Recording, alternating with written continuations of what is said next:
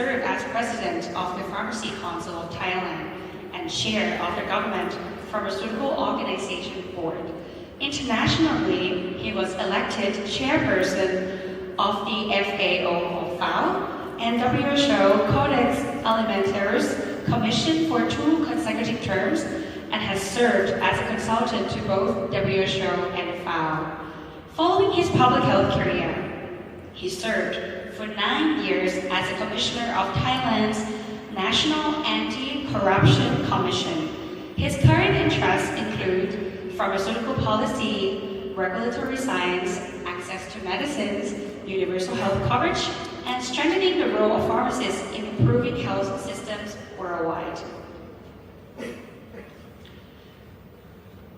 Without further ado, it is our honor to invite our opening keynote, National Essential Medicine List as a Foundation for Universal Health Coverage. Please give us a round of applause.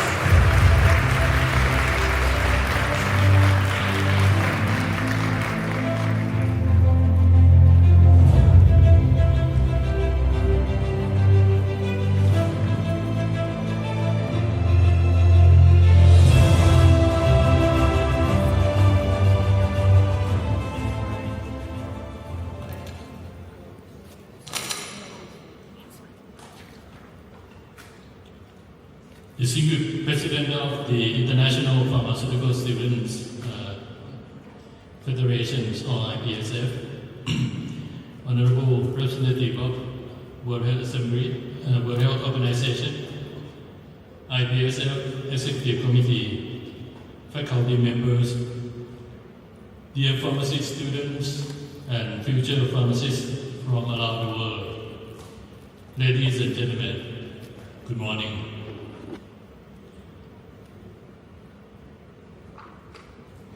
It is my utmost privilege to address you today of the IPSF USC Youth Summit 2026 hosted here in Thailand. Standing amidst a global network of over 600,000 pharmacy students and early career pharmacists representing more than 100 countries, your collective voice represent a vital force capable of transferring global health policy into meaningful local action. Reflecting on the recent World Health Assembly in January, a profound shift took place in how global health governance views the youth.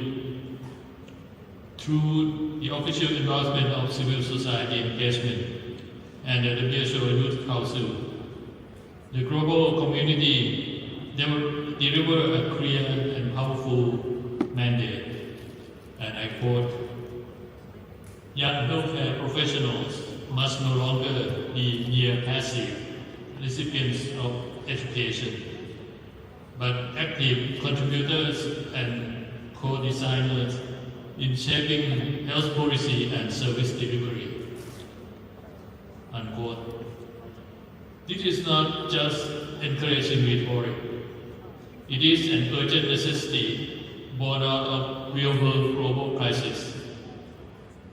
During the WHO deliberations, when delegates debated the looming shadow of antimicrobial resistance, health emergency, and widening health inequality, one reality became glaringly obvious. That is, traditional top-down approaches are no longer enough.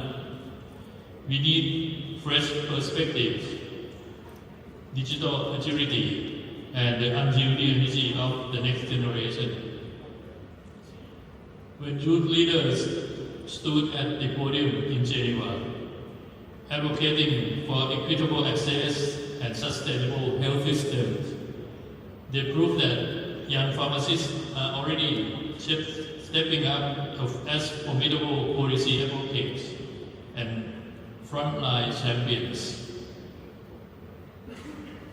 In achieving universal health coverage, the WHO places great expectation on the next generation of pharmacists to step forward across all dimensions of the pharmaceutical system.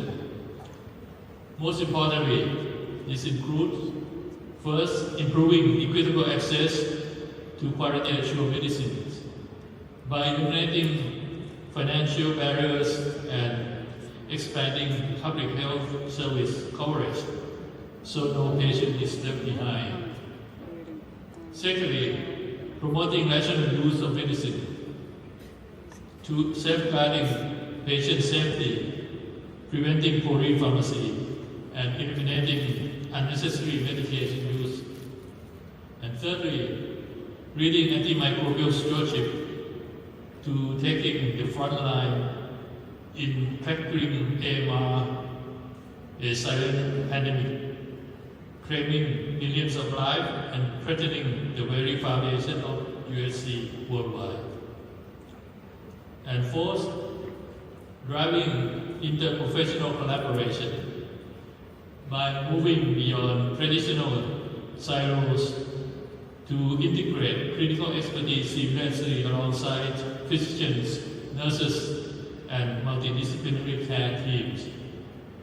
The momentum generated at the WHO must not end in diplomatic halls. It must be further energized right here at this Youth Summit in Thailand.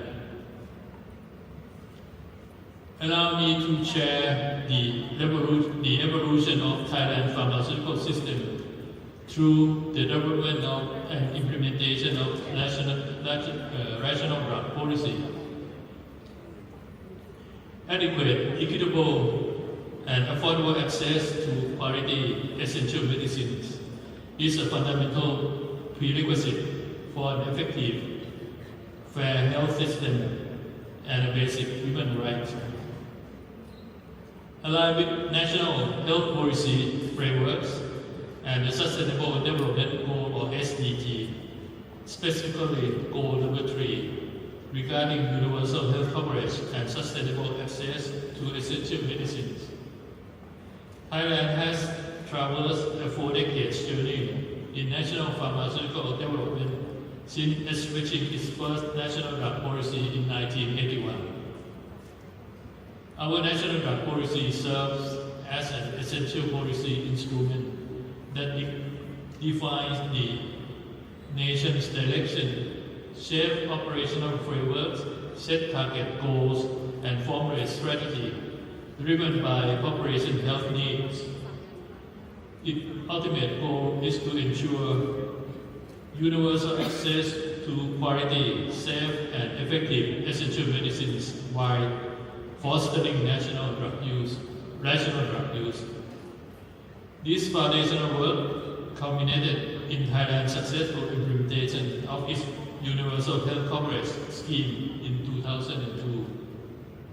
Consequently, Thailand's Service Coverage Index under SDG 3.8.1 and Financial Risk Protection Against Health-Induced Poverty under SDG 3.8.2 have consistently outperformed global averages. Today, Thailand's pharmaceutical sector is driven by the National Action Plan on Pharmaceutical System Development of 2023 to 2027 across 4 primary strategies, namely strategy number 1, enhancing domestic manufacturing, research and development, and innovation for health security. The pharmaceutical manufacturing industry is a vital national asset, as medicine expenses constitute a main share of healthcare spending. It is also a target for transformation into an industry of the future. Historically, focused on import, substitution, and export expansion, Thailand's domestic pharmaceutical industry prioritized manufacturing efficiency and quality standards to provide citizens with access to effective, safe, and quality-assured medicine at fair price. This strategy aims to elevate domestic manufacturing capabilities across chemical drugs, biologics, and herbal medicines, supporting first generic production to reduce reliance on imported pharmaceuticals. Strategy 2, developing mechanism for universal access and fair pricing in normal and emergency situations. National drug policy since 1981 have consistently prioritized access and accessibility and affordability. The core principle of the national list of essential medicine is to select necessary medicines through transparent participatory processes involving all stakeholders. Selected drugs must be backed by robust evidence showing clinical efficacy and that clearly outweigh risk, demonstrate health economic cost effectiveness, and feature median reference prices that accurately reflect production costs. Pricing methodologies are tailored to market competition dynamics and informed by stakeholder consideration, serving as a state mechanism to manage drug expenditures while ensuring transparency and fairness for buyers and sellers alike. Furthermore, cross-sector collaboration between public and private stakeholders, healthcare providers, and manufacturers has established drug shortage reporting channels for both prescribers and suppliers. This mechanism identifies temporary and chronic supply risk early, ensuring effective remediation and interrupted patient care. Strategy 3, steering the nation toward rational drug use or RDU country through multi-stakeholder participation. Irrational drug use remains a persistent global and national challenge. The WHO estimates that over 50% of all medicines and are prescribed, dispensed, or sold inappropriately across clinical and community settings, leading to adverse drug events, compromised patient safety, antimicrobial resistance, and severe financial losses. AMR alone poses a global threat, claiming nearly 5 million lives annually worldwide, while in Thailand, it accounts for nearly 40,000 deaths and over 40 million baht in economic loss per year. A systemic solution requires robust medication safety frameworks, the reduction of unnecessary treatments across referral networks, and integrated patient data sharing across public and private sectors. Establishing institutional safety certification builds public trust in rational prescribing, backed by regulatory oversight, pharmacovigilance, and the cultivation of primary healthcare literacy. By instilling RDU literacy, expanding RDU hospitals, and empowering community pharmacists, we establish a strong first line of defense for public health. Strategy number 4, intelligent pharmaceutical information management. This strategy focuses on developing the national drug code and integrating end-to-end drug database system to provide accurate information for evidence-informed policy decisions.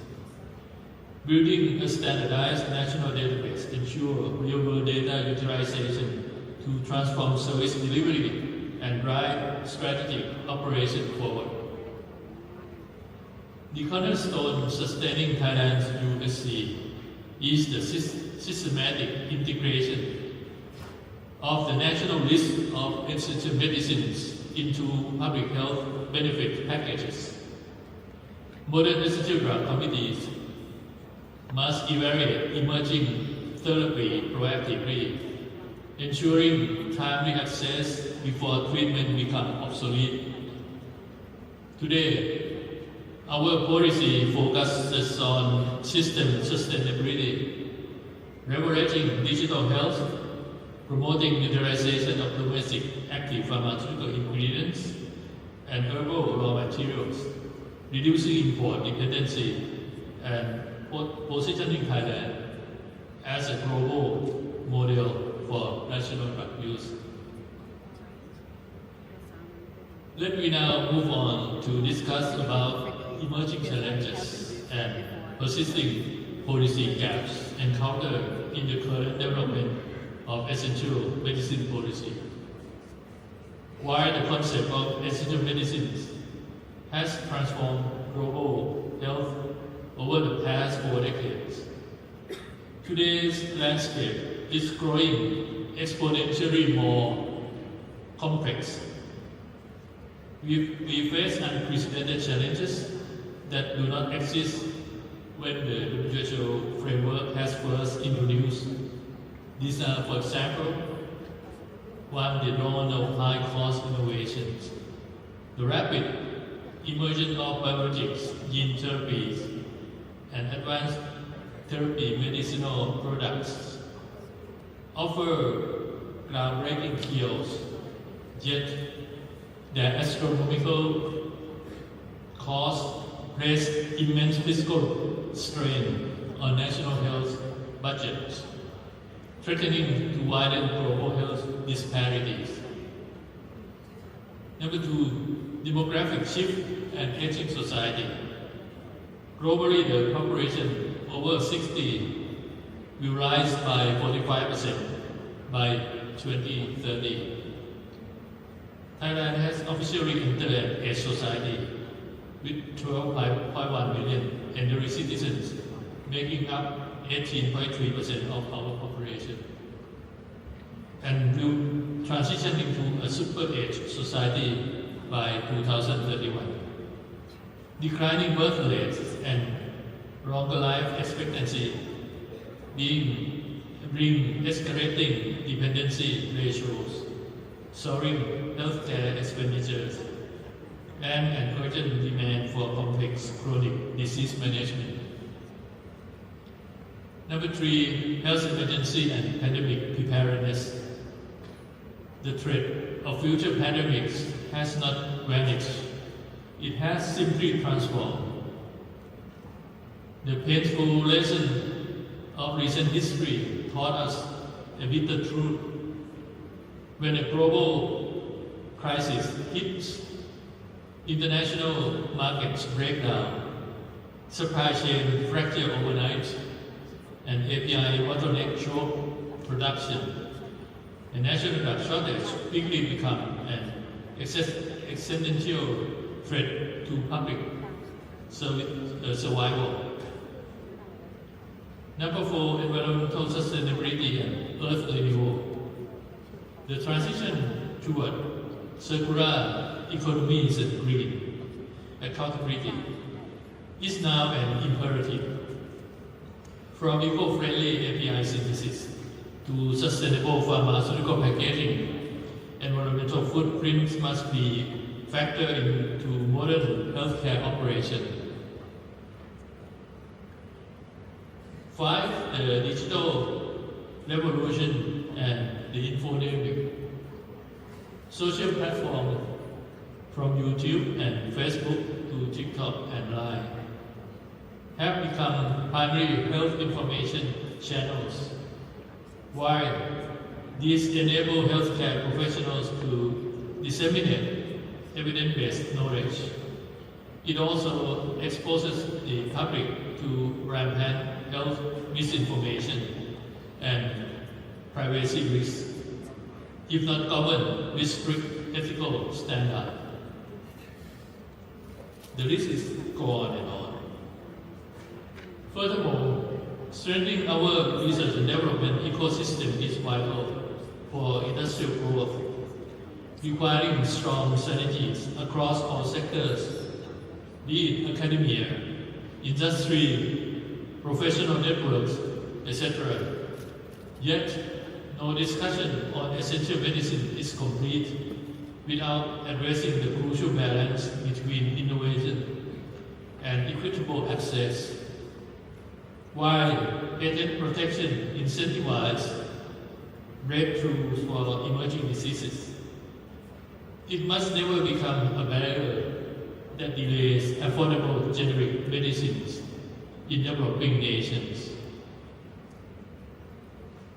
The challenge is not whether patent is good or bad, but it should truly serve all citizens to achieve a harmonious balance between rewarding innovation and safeguarding public health.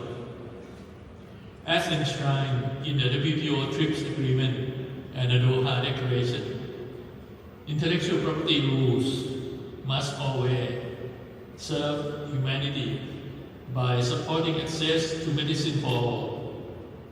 Moving forward, we must champion fair patent governance, ensuring trade agreements protect health equities above all else. Let me now turn our attention to another persistent pain point in drug system development worldwide. Despite significant progress, critical policy gaps still persist globally. As we navigate the increasingly complex landscape, our primary challenge is clear.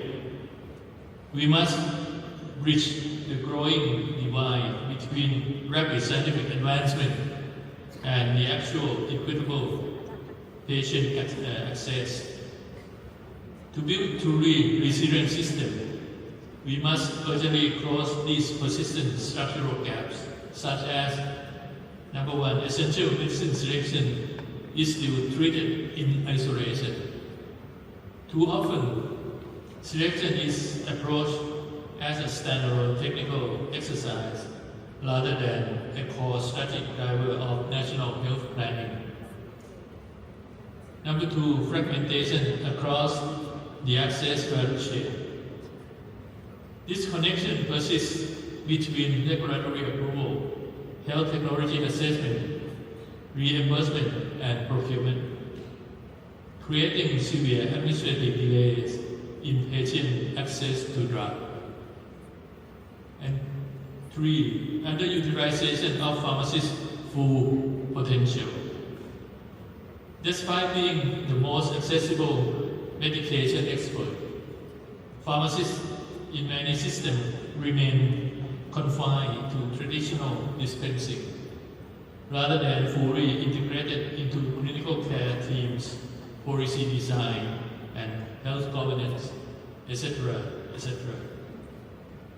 To turn our shared vision into real-world impact, nations must translate this critical insight into active policy reforms, realigning their national frameworks to dismantle these barriers and build health systems that truly serve all citizens.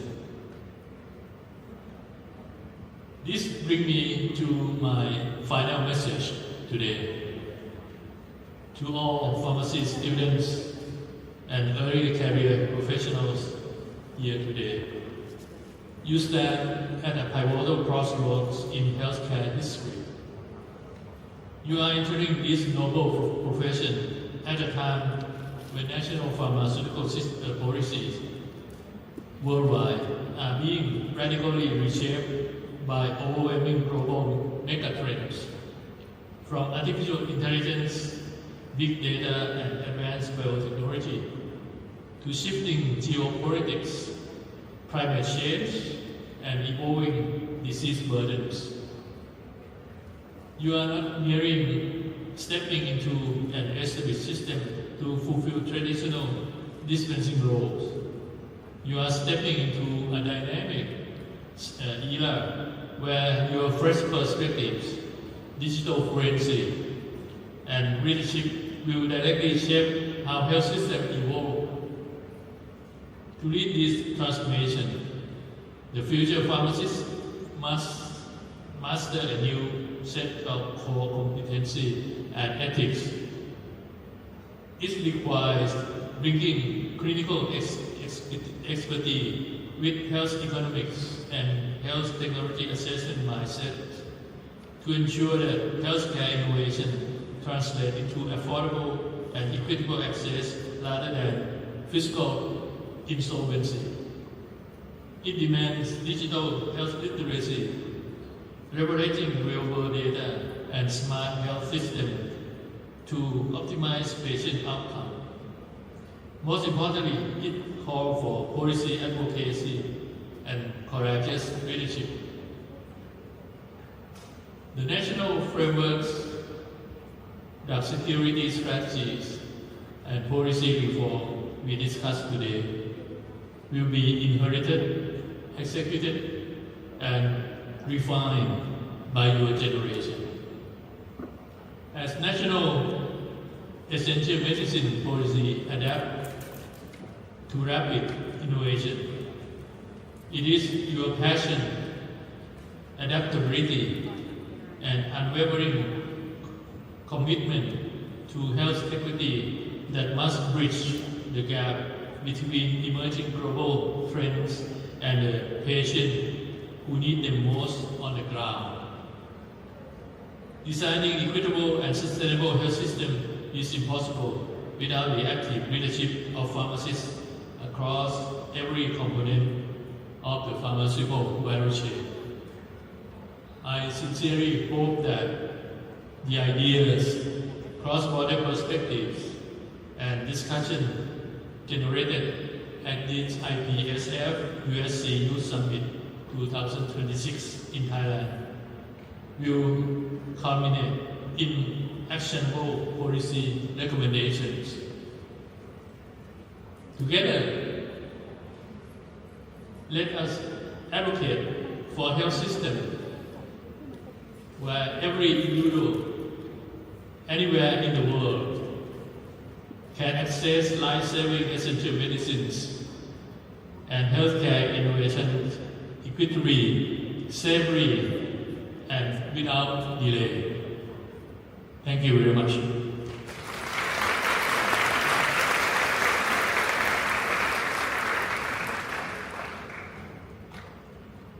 Professor Pakdi, thank you very much for joining us today. It is a true honor to have someone whose leadership has helped shape Thailand's pharmaceutical policy, the pharmacy profession, and universal health coverage with us at the 71st IPSF World Congress and the IPSF USC Youth Summit. On behalf of the International Pharmaceutical Student Federation and the organizing committee, we would like to thank you for sharing your wisdom with us today. And please join me in giving Professor Pakdi a warm round of applause, everyone.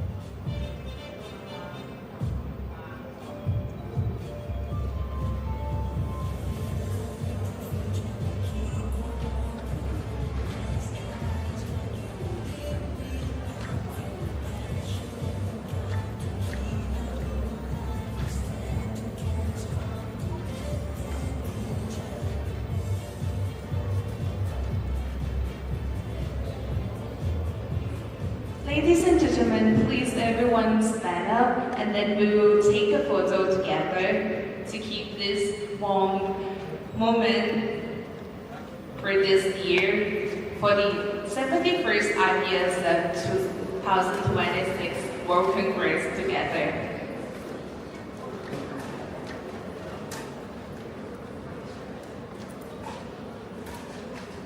Such a warm moment that will capture this as a memory of together.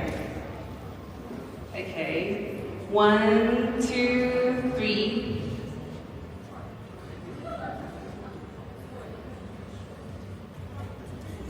Yes, this is the honorable moment for all of you guys, and also me also.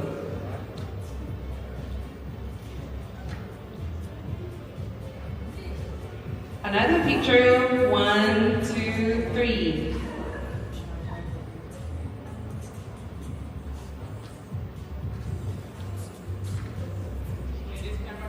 And also another camera to keep a very, very warm moment like this. 1, 2, 3. 1, 2, 3. And one more picture. Let's do this pose together to share up this, the Universal Health Privilege Youth Summit 2026 together. 1, 2, 3. Yay! Thank you so much, everyone. Can you sit down appropriately and let next student section.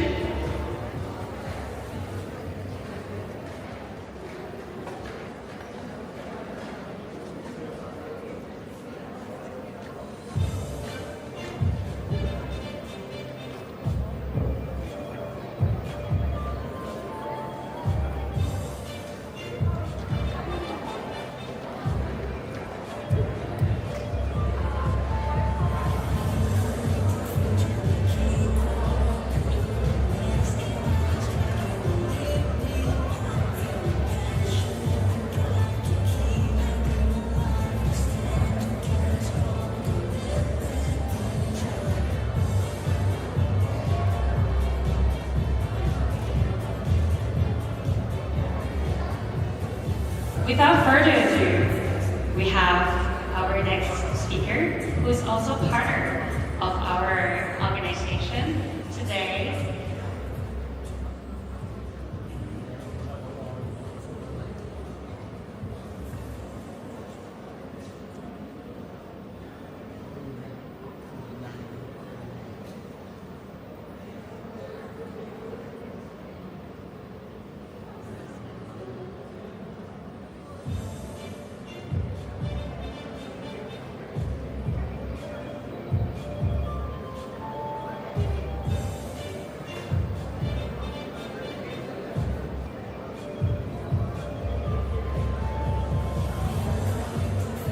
Now please welcome Dr. Suwit Thirakunchon,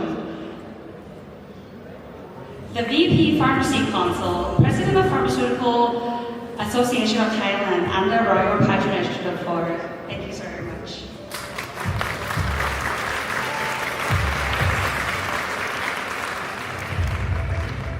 Thank you, the organizing committee of IPSF, for inviting me to talk about this topic. The universal health coverage happened in Thailand for over 25 years, and I'm going to talk the program for 10 minutes. So hopefully we can summarize all the events into one picture. As you can see that starting from 2001, Thailand have announced the universal health coverage to the country. One of the doctors that manage a small hospital in Thailand proposed to a party, and the politician Thaksin Shinawat grabbed that idea, implementing this to the country. And it's changed the total scope of providing health for Thai people. Before 2001, the drugs distributed through hospital, 50% of the values, 40% to the drugstore, and 10% to the private sector, clinics and hospitals. After that, after this program implementing, now 80% of drugs distributed through hospital, only 20% through private channels. So the landscape of providing healthcare to Thai people have changed a lot during these 25 years. And as you can see that starting from 2002 onward, a lot of development has changed for the developing for a better provider. Implementing this, the government say we will spending around 2,000 baht per head per year for over 45 million population in Thailand. And that's a huge of money, but it's not enough. And according to the implementation, I'm graduate with a PhD using this dissertation, doing a research whether this program can be survived. And it's come out that the figure should be around 4,000 baht per head, not 2,000. So what happened is that the NHSO, which is the organization that doing this universal health coverage, trying to increase the amount every year. Nowadays, it's this year, the hospital get 4,200 baht per head. So by theory, it should be able to survive in terms of providing all the health care in the area of the provider. But what happened is that even though the government used a lot of money to spend to provide health care to the population, it seems to be that if people have minor illness, they go to the hospital because it's free. They don't want to spend out of pocket to go to the drugstore. And that is making the hospital very crowded and not be able to serve a better service to population. That's why they have a lot of programs coming out. And this is one of the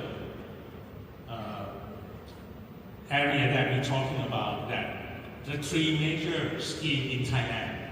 We have the National Health Secretary Office, NHSO, doing for universal coverage. The second one is Social Security, that doing for all the workers, around 10 million people.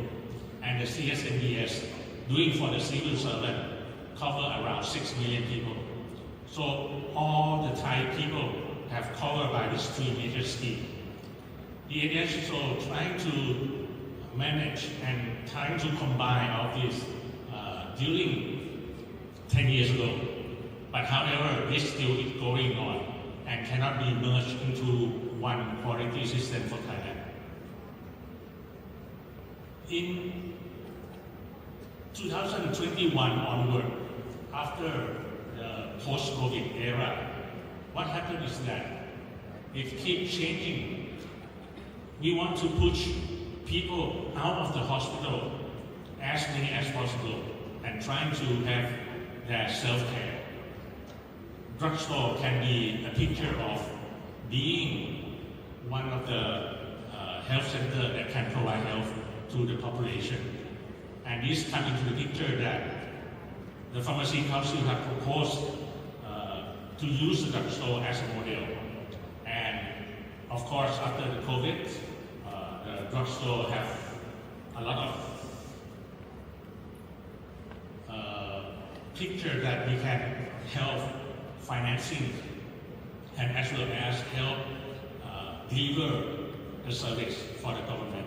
And this is one of the very important events that we use drugstore as a distribution of some of the products, for example, like HIV test, contraceptive pill, and recently with the 16 common illness and developing into 32 common illness in last last year.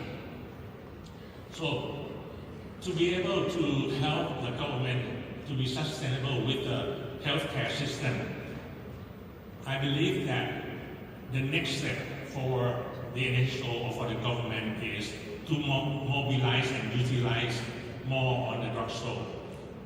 In Thailand, we have 18,000 drugstores in Thailand, but it's only 2,000 drugstores that joining for the universal health coverage, and we hope to having that more and more in future. In the year 2025, the government also having the issue of limiting the budget of providing free service through the drugstore for the campaign of common illness. However, this issue would be resolved because I believe that by having the drugstore help the government try to help the common illness for the people is the best way to go forward.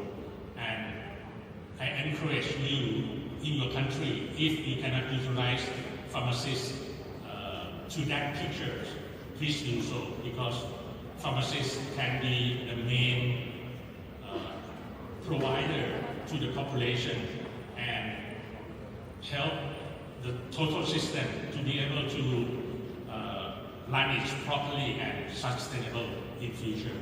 Thank you.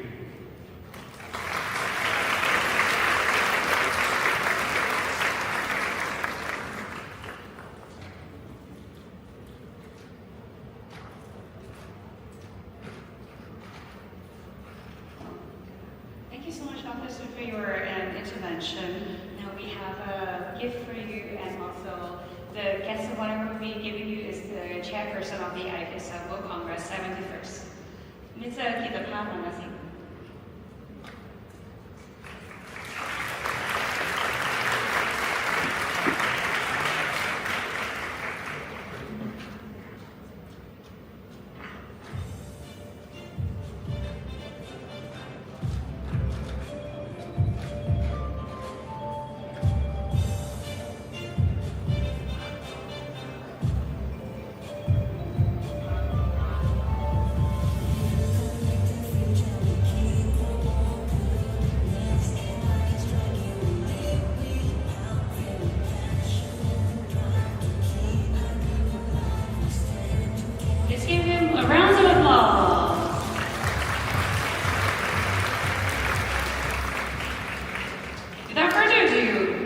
Joining us will be a speaker who is an executive director of IPSF, former CSAM for USC 2030 advisory group member, R.D. Martin.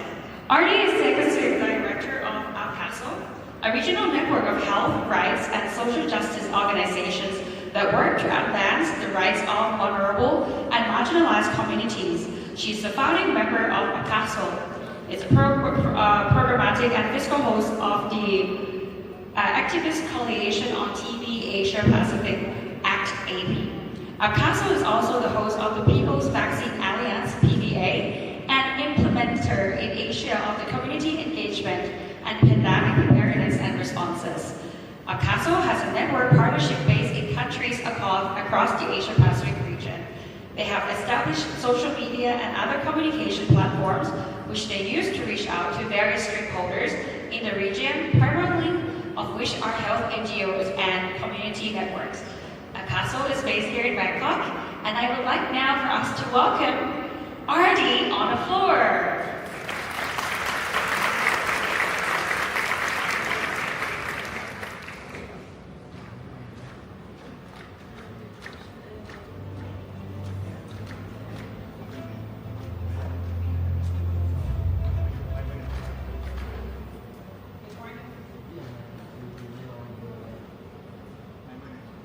Good morning, everyone. I'll move to the podium, but I fail to wake people up. I'll move here first. So as I begin my presentation or sharing, I would invite all of us to just imagine for a couple of seconds. Imagine two children diagnosed with the exact same health-threatening condition. One of them happened to be lucky enough. Lucky meaning he was able to access the life-saving medication that he needed within days and survived. The other one died waiting because the cost of this new medicine was more than the combined income of his whole family for the whole year. In this case, and this is not a theoretical case, we know that it happens in our countries. We know some people who've encountered it. In this case is how we can see that science could succeed, but health system and humanity can still fail us. And this is why, as I stand here in front of you, I will want to bring back the conversation on health, the conversation with pharmacists back to people. Because I think the world that we need, the world that is just, and a world that is right, the health system, pharmacists and health professionals know that they are supposed to serve the people. Yeah.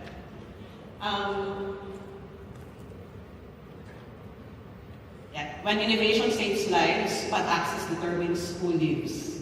I'm Ardy Marte. I was introduced as the Executive Director of an Asia-Pacific Civil Society organization. We have partner organizations in 18 countries across the Asia-Pacific. We do advocacy, we do community system strengthening. We're part of the Civil Society Engagement Mechanism on UHC 2030, which ensures UHC policies are inclusive and equitable, and no one is left behind, with a membership of 1,700 individuals across 130 countries.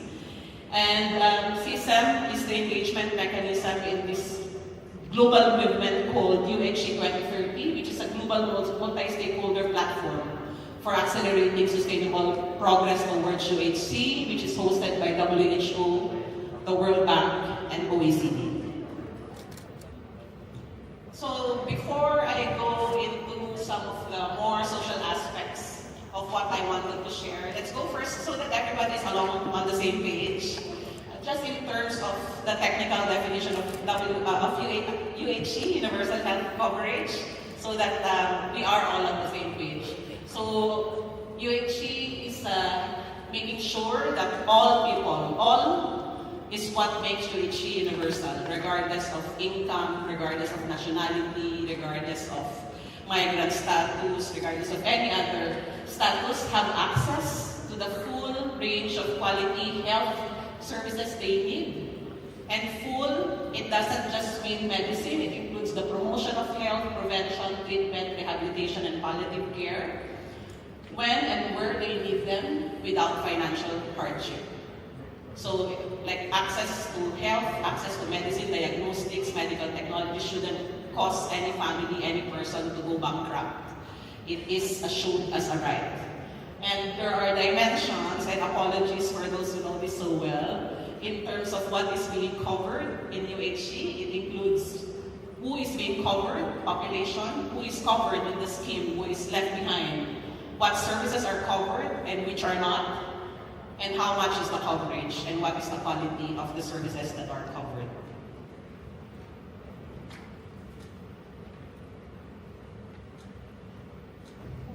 I just want to also connect the universal health coverage as mentioned by the keynote speaker, Professor Pakti, finds itself in the Sustainable Development Goals, which all of our countries, the member states of the United Nations, met in 2015 and came up with 17 targets that they said the world should aspire to achieve by 2030.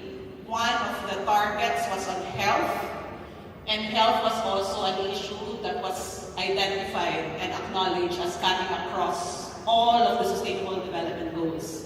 So our member states, the world, the global actors recognize that without health, if we are not able to fulfill people's right to health, then forget about fulfilling people's right to end poverty, to education. Health is essential in all of the Sustainable Development Goals.